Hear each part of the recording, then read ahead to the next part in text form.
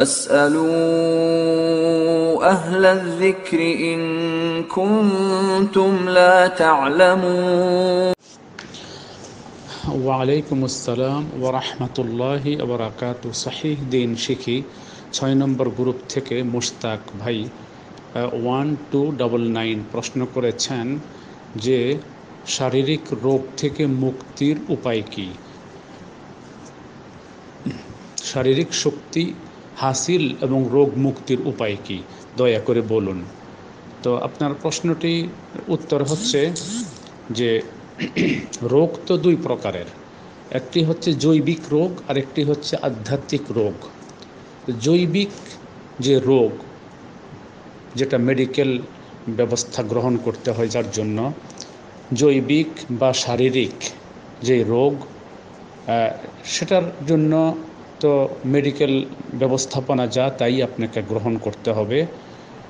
আর যদি কোরআন ও হাদিসের আলোকে আপনি তার সমাধান চান, তো তাহলে আপনাকে নিয়মতান্ত্রিকতা মেনে চলতে হবে। আমি এতটুকুন বলতে পারি, খাবারে দাবারে, ঘুমে এবং এই চলাফেরার নিয়ম পদ্ধতিতে এবং বিশ্রাম ইত্যাদি ব্যাপারে এবং মানসিক চিন্তা ভাবনা ইত্যাদির ব্যাপারে আপনি নিয়মতান্ত্রিকতা বজায় রাখবেন, নিয়মতান্ত্রিকতা মেনে চলবেন, তো তাহলে অনেক সুস্থ থাকতে পারবেন। আর বাকি অন্যান্য যত সব রোগ হয়, জৈবিক রোগ, দৈহিক, সে সমস্ত দৈহিক রোগের জন্য আপনি ডাক্তারি চিকিৎসা গ্রহণ করবেন। এটা হলো এক দিকের রোগের বর্ণনা। আর দ্বিতীয় যে রোগ, যদি আপনি সেটা মেন করে থাকেন, যে আধ্যাত্মিক রোগ কি, তো আধ্যাত্মিক রোগ তো সৃষ্টি হয় সাধারণত গুনাহের দ্বারা, মনোজগতে স্পিরিচুয়াল সাইডে যে দুর্বলতা সৃষ্টি হয়, রোগ সৃষ্টি হয়, সেটা কনসেপ্ট, তার অনুভূতি, তার বিশ্বাস, তার চিন্তা, তার চেতনা, তার অনুভূতি, তার যে জীবন পরিচালনার যে নিয়ম পদ্ধতি, তো এগুলোর ব্যাপারে সমস্যা সৃষ্টি হয়। সেটা হলো কোরআন ও হাদিস সম্পর্কে অজ্ঞতা।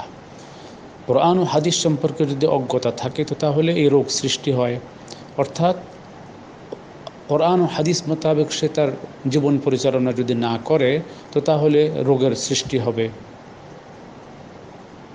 তারপরে তার মধ্যে যদি শিরক থাকে, বেদাত থাকে, কুসংস্কার থাকে, অপসংস্কৃতি থাকে, এ সমস্ত আচার আচরণ, এগুলোর দ্বারা তার মনে রোগ সৃষ্টি হবে এবং সে কোনোদিন শান্তি পাবে না, মানসিক কোনো শান্তি পাবে না এবং কোনো কাজে কর্মে সে তৃপ্তি এবং আনন্দ উপভোগ করবে না।